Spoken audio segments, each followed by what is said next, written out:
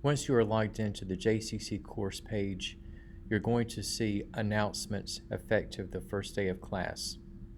To get to the course syllabus, click on Course Information. Notice the folder that is listed with the name Syllabus and General Policies. Click on the link and you will have access to the course syllabus. So you click on this link and it will provide you the contents of what will be entailed within the course syllabus. To access other items, to get started with Math 280, click on Modules.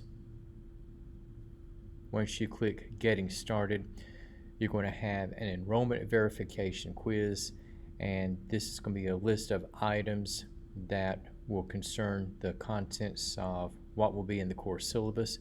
Complete that quiz to complete or verify your course enrollment.